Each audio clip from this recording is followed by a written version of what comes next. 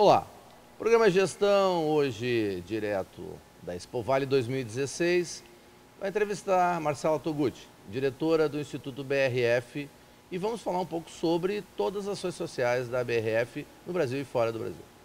Olá Marcela, tudo bem? Tudo bem, Gerson. Ótimo, obrigado por ter aceitado o convite de vir ao nosso programa e seja bem-vindo à Expo Vale 2016. Obrigada pelo convite. Eu me sinto muito lisonjeada por estar aqui privilegiando o evento e poder conversar com vocês um pouco sobre o nosso trabalho. Legal, agradecido. Vamos lá, vamos ser bem objetivos, né? Como faz parte do nosso programa Gestão.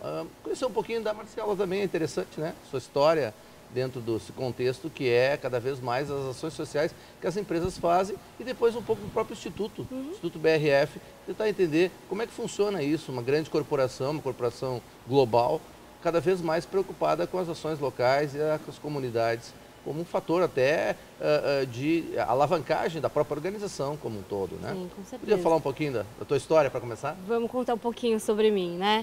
Bom, eu sou Marcela, eu sou paulista, sou administradora de formação. Colega, então. Somos, né? Eu sou formada pelo Mackenzie, já tenho aí quase 15 anos de formação na área, mas assim, a minha trajetória ela sempre esteve ligada ao terceiro setor. Por acaso, no começo, eu comecei trabalhando num projeto de cooperação técnica da Unesco, me apaixonei por estar envolvida com o social, enfim, que não era uma praia na época muito falada, enfim, mas aí depois de lá eu passei por Unesco, prefeituras locais, organizações sociais, e aí desde 2011 eu estou na BRF, então, o Instituto Sadia na época, né? Então, quando eu entrei no mundo dos negócios, tentando fazer o meu papel de contribuição para a sociedade, enfim, eu já entrei no Instituto da companhia. Eu até, antes de entrar na questão do Instituto, é interessante conhecer um pouco sobre o terceiro setor. Você fala muito ultimamente sobre isso, mas afinal de contas, como é que é? Vou pegar a tua experiência para tentar entender um pouco mais, e até o telespectador saber o que é o terceiro setor e por que cada vez mais ele se torna importante no nosso dia a dia, né? Então, a tua experiência provavelmente vai nos dar um bom subsídio sobre isso. Bom, o terceiro setor ele representa a sociedade civil, né? Então é um setor que ele vem ganhando muita força, né? Assim, a organização dessa sociedade civil ela vem ganhando cada vez mais força, mais representatividade e trazendo muito nosso papel cidadão para a agenda. Né? Então a gente sai de um papel de passividade, de aceitação e tal, e como que a gente consegue ir atrás dos nossos direitos, fazer o controle social que é preciso, tanto dos serviços públicos, tanto do que a iniciativa privada vem oferecendo. Então é um setor que ele vem começando a ganhar força cada vez mais.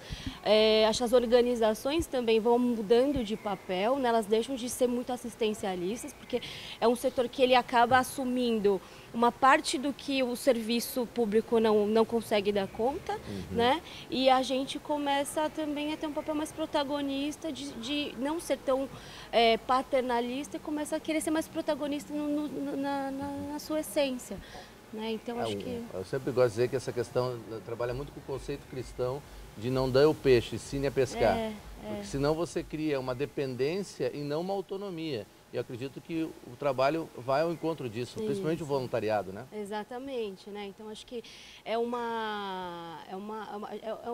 fortalecimento de uma sociedade para esse papel, né, que ela tem como parte esse tripé sociedade, poder público e iniciativa privada, e o quanto que a gente vai começando a buscar um movimento em prol de desenvolvimento, de crescer, enfim, acho que é um momento novo que a gente está, até em termos de pressão.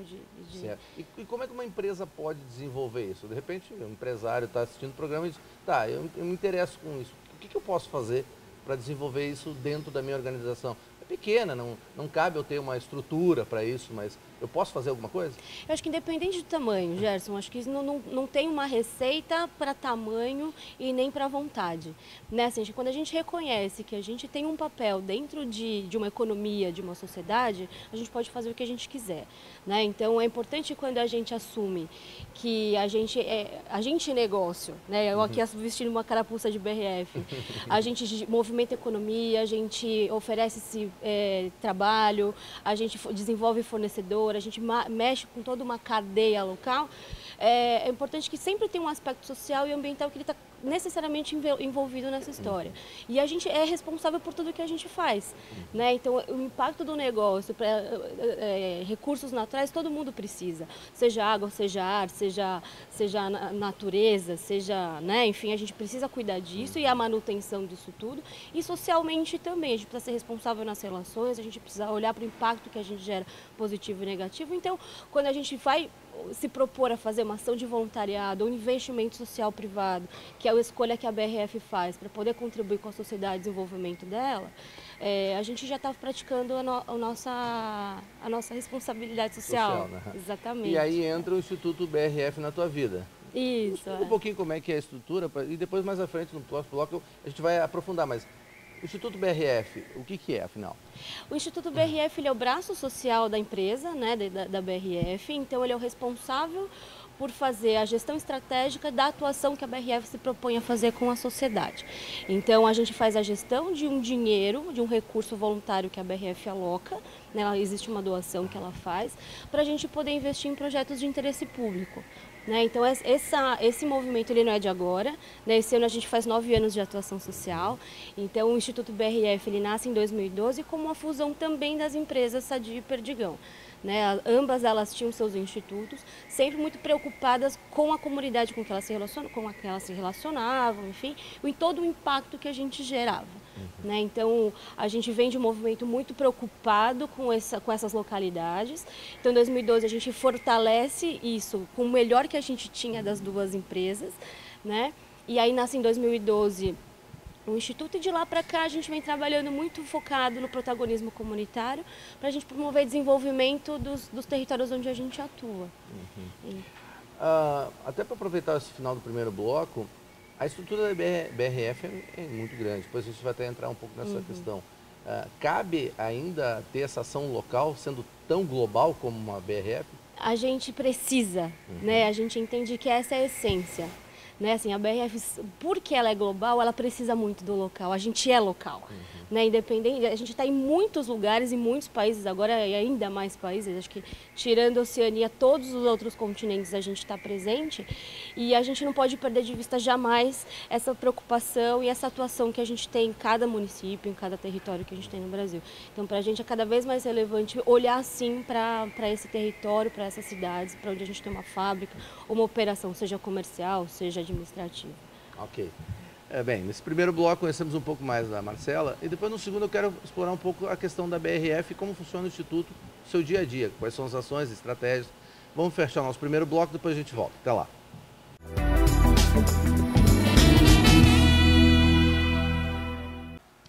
De volta ao nosso programa Gestão, programa especial, né? Direto aqui da Expo Vale. Estamos entrevistando Marcela Toguchi, diretora do Instituto BRF, que trabalha principalmente com o terceiro setor e as ações de voluntariado e ações sociais que a empresa tem, não só no Brasil, como em todo o mundo. Marcela, a BRF é uma empresa global, como a gente comentou antes, né? E por ser global, ela tem um poder muito grande. Na nossa cidade, nossa região, principalmente, ela tem um poder no sentido não só econômico, mas principalmente social. São milhares de pessoas, milhares de indivíduos de forma direta ou indireta que estão envolvidos. Né? Como é que funciona o Instituto dentro desse contexto global? Quais são as suas principais estratégias hoje para desenvolver essas questões locais que tu muito bem disseste no primeiro bloco? Bom, o principal foco do Instituto, Gerson, é a gente olhar para a promoção do desenvolvimento dos territórios onde a gente está. Né? Então, onde a gente tem uma atuação direta, a gente vai sempre se preocupar muito com isso. E aí, numa agenda muito positiva, contribuindo para o bem-estar e para a qualidade de vida, mas a partir do que a gente faz melhor, que é o alimento. Né? Então, a gente é muito preocupado em fortalecer as relações entre sociedade civil, poder público e iniciativa privada, como a gente comentou no primeiro bloco. Né? E como que a gente consegue ativar o papel protagonista de cada um, num sentido muito de corresponsabilidade, chamando todo mundo para uma conversa. Tá? Então, essa estratégia de promoção do desenvolvimento para chegar numa melhor qualidade de vida, para a gente, ela passa de que a BRF ela não consegue fazer isso sozinha. Então, tudo parte sempre de parcerias de articulação local. Né? Então, nosso trabalho ele é sempre de chamar a sociedade civil e a gente construir juntos soluções que façam sentido para aqueles territórios. Então a gente acaba tendo muita interação com os locais em que a gente está, tanto aqui em Lajeado a gente tem parceria com várias instituições, com o poder público, com a universidade, olhando para questões de meio ambiente, olhando para questões de saúde, olhando para questões de bem-estar, né? Então a gente sempre procura fazer esse chamamento e essa agenda, seja via voluntário, seja um recurso que a gente aporta para iniciativas que possam ser fomentadas e trazer desenvolvimento e chamar outras pessoas para estarem com a gente nesse movimento também. Qual é o tamanho do Instituto hoje, assim, em números? Qual é a representatividade que ele tem, pessoas que ele envolve, que ele influencia? Hoje o Instituto ele atua no Brasil, nas 35 fábricas que a BRF está presente, nos dois centros de distribuição e nas sedes administrativas, né? Então a gente conta aí com de 300 a 400 pessoas, são funcionários da BRF que compõem comitês locais de investimento social. Então são as pessoas que são corresponsáveis junto com o Instituto, aí falando um pouquinho de gestão, em fazer toda essa estratégia acontecer na prática, né? Porque lá no Instituto a gente fica em São Paulo, é uma gestão corporativa, mas que ela sempre conta muito com o que as nossas bases trazem. Então essas bases elas contam com grupos de funcionários que eles tanto planejam quanto executam as nossas ações, né? Então, nessas 34 cidades, dessas 35 municípios, a gente tem uma estrutura como essa. A gente conta com 400 funcionários, mais de 3 mil voluntários. Isso é muito importante, né? Porque isso tudo que a gente movimenta acaba chamando, a gente acaba se unindo com o que a gente tem de melhor na nossa essência para poder dedicar o nosso tempo, nosso talento para as comunidades. E como administrar isso tudo, né? Porque se torna uma grande empresa também, né? Pelo movimento, pela toda essa capacidade de influência e recepção. Muitas vezes você tem muitas cobranças, né? Sim, sim. Tanto que a gente optou por ter uma equipe de gestão muito pequena, né? Então hoje o Instituto ele conta com 4 pessoas, né? São 4 pessoas que estão nessa gestão, estão nessa orquestração disso tudo. Então a gente chama de gestão compartilhada. Então é uma gestão em que a gente tem uma escutativa muito forte, né? Então essas estruturas locais elas se comunicam com a gente mensalmente. Então tem uma gestora dentro do Instituto que faz toda esse coaching com cada grupo desse, para a gente poder melhor qualificar a atuação desses funcionários, porque eles não são formados também na área social, né? É um grupo bem diversificado, é multidisciplinar dentro da fábrica. Então, que a gente, enquanto o Instituto qualifica esse trabalho, ele começa a ser executado, né? A gente também tem momentos de planejamento, monitoramento e avaliação. Então, todo início de ano, a gente tem uma reunião com os grupos de trabalho, né, de cada unidade, para a gente então pensar qual que é o plano que a unidade se propõe daqui 2, 3 anos, como que em termos sociais a gente vai conseguir também promover, acompanhar esse movimento e fazer essa contribuição que a gente se pretende para o desenvolvimento. E aí dali são escolhidas ações estratégicas que são traduzidas em projetos. Esses projetos são monitorados anualmente, né, durante o ano todo, em reuniões mensais. Então, quando a gente vai chegando no segundo semestre, mais ou menos, existe um encontro desses pontos focais. Então, cada unidade dessa tem um representante, né? Esse grupo de funcionários, eles têm um representante que é o coordenador do investimento social local. E aí a gente se reúne para avaliar, para ter um momento de aprendizagem, um momento de capacitação também, porque a gente entende que essa oxigenação, essa inspiração também precisa ser trocada e precisa também ter referência externa, tanto interna. E aí depois disso a gente parte para uma avaliação e vê o que a gente aprendeu, o que a gente precisa ajustar, e também a gente faz um casamento de como toda essa contribuição social tem ajudado o negócio a ser melhor. Né? Então, isso gera resultados. Vocês já conseguem avaliar hoje quais são os impactos, de repente, numa comunidade local, na cadeia produtiva? Já consegue ter resultados palpáveis e que digamos, estimule ainda mais e desafie ainda mais? A gente deu um salto significativo de 2 anos para cá, né? A gente vinha sempre trabalhando muito no tete a tete, né? Então a gente sempre se preocupa muito com essa relação que a gente tem, principalmente com a nossa vizinhança de fábrica. E aí a gente começou a expandir o olhar um pouco mais para o município. Então de 2 anos para cá a gente saltou de 80 mil pessoas beneficiadas no Brasil inteiro para hoje a gente fala de 200 mil só neste ano de 2016, agora a gente ainda está em novembro, esse número já aumentou um pouquinho. A gente vem trabalhando, voluntários também, a gente saltou de 1.500 para 3.000, né? Então as horas dedicadas também elas vêm aumentando, mas isso não quer dizer que para a gente só importa a quantidade. A gente vem percebendo que a forma de dedicação, o planejamento e o lidar com esse tema de uma forma mais estratégica, quando a gente envolve liderança, quando a gente tem pessoas capacitadas para fazer esse tipo de relacionamento, o impacto local ele muda, né? Então a BRF ela não é procurada para fazer aporte financeiro, como já foi no passado, né? Hoje em dia a gente consegue trocar conhecimento, a gente consegue compartilhar ações de voluntariado, a gente consegue ajudar. A expertise que você já tem, né? A gente consegue então formar redes locais e que se apoiam. Então isso para a gente é mais importante, né? Então quando a gente começa a ter uma sociedade civil mais organizada, mais apropriada do seu papel, isso para a gente é muito relevante porque a gente sabe que isso tá promovendo desenvolvimento na sua essência. Né? Assim, a gente não está preocupado que isso se retorne financeiramente para a empresa, mas a gente sabe que a gente precisa ter municípios saudáveis e comunidades muito mais apropriadas. Né? Perfeito, é um bom resultado e certamente produz uma questão social fantástica e interativa bastante. Bem, nesse bloco nós entendemos um pouco mais a gestão do Instituto e no terceiro vamos ver a questão local. Vamos receber também o Cássio Kopp, que é o gestor local do Instituto BRF aqui na nossa região. Até lá.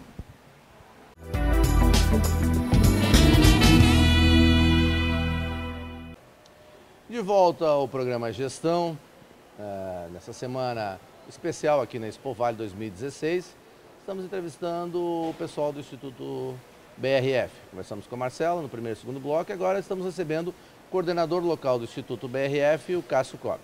Tudo bom, Cássio? Tudo bem, Gerson. Prazer estar aqui. Ok, obrigado. Cássio, a Marcela comentou que o Instituto tem muitas ações em várias cidades do Brasil e nós aqui na região também somos beneficiados com todo esse projeto. Poderia falar um pouquinho de quais são as ações e como funciona a coordenação local? Perfeito. Acho que é importante a gente dividir em dois grupos, né? Que primeiro a nossa organização interna e segundo o que a gente já realizou, não só nesses 4 anos que a gente está aqui no município, mas também nesse ano de 2016. Bom, o nosso comitê ele é formado por 10 integrantes, né? No caso eu coordeno como um canal direto do Instituto, né? De referência para o que desce do Instituto em termos de orientação, né? De estímulo para a gente estar desenvolvendo as ações no município e a gente tem 10 integrantes que participam do comitê. Na unidade de Lajeado a gente conta com 200 funcionários cadastrados como voluntários, né? Que se candidatam para participar das nossas ações. E a gente sempre elabora ao longo do ano o nosso planejamento, né, estratégico, que se desenha no início do ano, de todas as ações e projetos que a gente vai apoiar ao longo do ano. Né? Claro que isso com orientação do Instituto, né, na figura da Marcela, da André e da equipe dela, né, que nos orientam sobre quais são as temáticas e fim que a gente vai estar apoiando e desenvolvendo ao longo do ano. Nesse ano de 2016, o nosso comitê local aqui de Lajeado, ele planejou 14 ações, né? Então a gente praticamente dobrou o número de ações em relação ao ano anterior, né? Porque a gente entende que esse processo de amadurecimento do nosso comitê ele vem acontecendo de uma maneira muito positiva e quanto mais conhecimento a gente tem, mais atuante a gente passa a ser, né? Até porque a comunidade também passa a conhecer mais o nosso trabalho, né? Isso também é um ponto positivo para a nossa localidade aqui, que a gente não precisa mais ir até as instituições e elas sim que vêm nos apresentar os projetos e nos convidam a ser apoiadores, né? Dentro do nosso propósito de trabalho de gerar transformação, né? De gerar resultado em parceria, né? Com trabalho em rede. Ao longo desse ano, desses projetos que a gente já realizou, alguns a gente ainda está para concluir agora até o final do ano, mas poderia te citar, por exemplo, a gente fez ações voltadas à alimentação com as merendeiras da rede pública aqui do município, que foi a primeira ação global que nós realizamos em maio desse ano, né, para falar um pouco da motivação, da importância do reaproveitamento do alimento, né, da importância da figura da merendeira dentro da alimentação escolar. Não é? A gente também fez algumas ações com a Liga de Combate ao Câncer aqui do município, né? Inclusive a última ação agora no Outubro Rosa a gente realizou junto com elas, em parceria com elas, né? A gente fez uma sessão fotográfica com elas para fazer um calendário que vai ser vendido para reverter em arrecadação de verba, né? Para a Liga poder comprar a suplementação alimentar dos pacientes, né? A Liga Local aqui de Arroio do Meio a gente também apoia. A gente fez 2 ações com eles ao longo desse ano. A gente teve 2 escolas municipais que também a gente apoiou como oficinas de culinária, né, para falar sobre o tema da alimentação dentro do contexto escolar, e outras ações com outras instituições aqui do município que a gente apoia. Né? Todos os anos a gente procura envolver outras instituições, claro que tem algumas que já são parceiras e beneficiárias nossas há mais tempo, né, que recebem o nosso trabalho já desde os 4 anos anteriores, mas cada ano que vai passando a gente vai conhecendo mais o trabalho social da comunidade e por meio desses convites que a gente recebe, a gente avalia e inclui ou não na nossa pauta de ação ao longo do ano. Isso dá uma repercussão fantástica, né? São centenas, às vezes milhares de crianças, adultos que são envolvidos nesse projeto. E isso dá um impacto não só na questão social, que a gente sabe, mas também numa questão educacional. Tem toda uma capacitação e um envolvimento de merendeiras, de pessoas, de indivíduos. Quer dizer, a repercussão é muito grande, né? É grande. É grande. E o foco nosso, quando a gente começa a desenhar as ações e fazer esse planejamento junto com os beneficiários, é sempre deixar claro que o pano de fundo do nosso trabalho tem que gerar uma transformação. Não é? A gente tem que deixar uma sementinha naquela instituição, que muitas vezes a gente não vai voltar, talvez na frequência que a gente gostaria, mas que a gente possa deixar uma sementinha que eles possam andar por conta própria, né? E claro, acionando o nosso apoio, acionando nosso auxílio na medida em que precisarem. Né? E às vezes até é difícil da gente mensurar, mas eu acho que o que mais chama a atenção do nosso trabalho não é só a parceria que a gente faz, mas é que a gente de fato coloca a mão na massa. Né? Então as instituições que recebem o nosso trabalho, eu acho que isso, o que nos diferencia aqui na região do Vale, com todo respeito a todas as empresas que fazem também trabalho voluntário, mas todo o trabalho que a gente faz de ter que preparar um alimento, ou ter que fazer uma ação de pintura, ou de revitalizar uma horta, ou fazer um jardim, somos nós que colocamos luva, camiseta e vamos lá e fazemos junto com a instituição.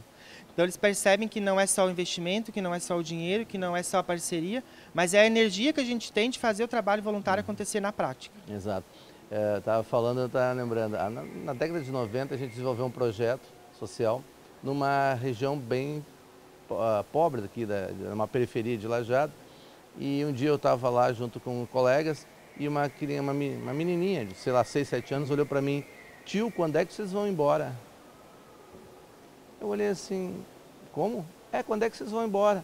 Porque o pessoal vem aqui, faz o trabalho e depois vai embora. Isso que eu digo, não pode ser assistencialismo, tem que ser... Tem que criar autonomia, tem que gerar esse aspecto que eu comentei antes, usei a expressão cristã, né? Não dê o peixe, ensine a pescar. Acho que isso que é a grande sacada do voluntariado. Eu acho que um ponto importante, a gente vem reforçando muito isso aqui em Lajeado especificamente, que é a busca de parceiros. Nós temos a nossa organização, a gente tem o nosso modelo de trabalho, mas a gente pode casar o nosso modelo de trabalho com outras empresas que também possam nos apoiar para fazer projetos maiores, né? Que envolvam frentes mais representativas, né? Instituições, escolas, para fazer trabalhos maiores, né? E o trabalho em rede ele sempre fica mais fortalecido. Então até a gente deixa o convite das empresas que quiserem e que tiverem interesse em tomar conhecimento do nosso trabalho, nos procurar. Hoje a gente já tem empresas que são parceiras nossas, então a gente está disponível para esse tipo de parceria também. E para nós é muito gratificante, porque a gente tem esse retorno, e como você fala nas palavras desse exemplo que você citou, é que muitas vezes a prática do trabalho voluntário ela se dá no Natal, na Páscoa, ou naqueles momentos sazonais do ano, onde o clima de trabalho voluntário aflora, né? E como a gente trabalha com planejamento que ele está dividido ao longo de todos os meses do ano, às vezes até assusta, numa época do ano onde ninguém fala trabalho voluntário, a gente está batendo na porta lá de instituição para oferecer um trabalho, para fazer parceria, né? Então isso chama atenção, é um trabalho que ele tem uma sustentabilidade e que ele não é pontual.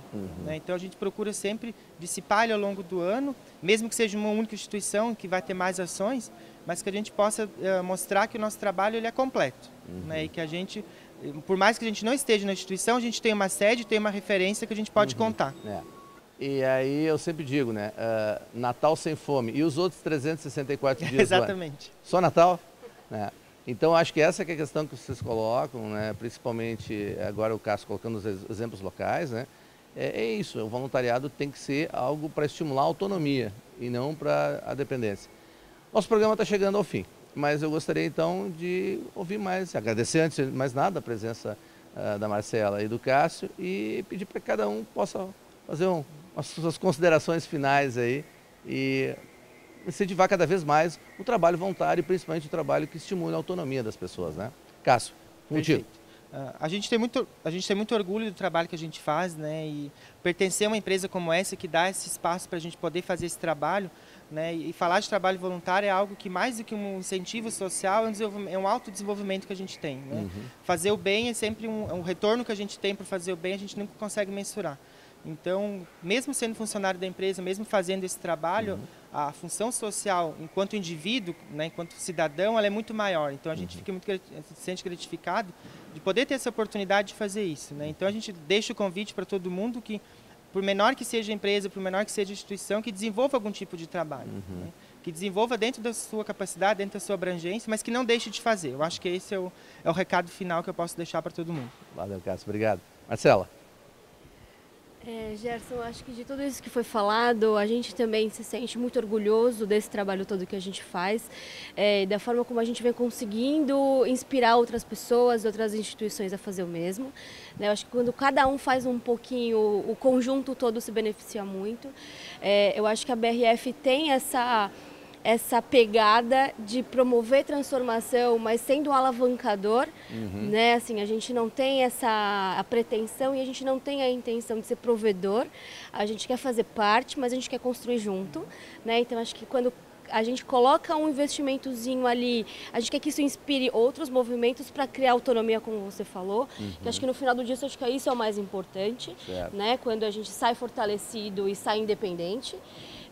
E o bacana é que esse movimento que a gente vem gerando no Brasil inteiro e fora do Brasil também, ele traz para a gente um reconhecimento, né? Então, a soma de todas essas iniciativas, como o Cássio contou, ela acabou trazendo para a gente hoje, esse ano, um ano muito especial de reconhecimento.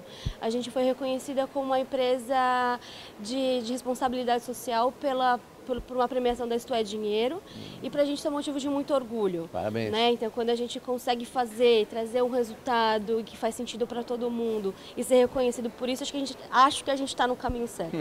Certamente está.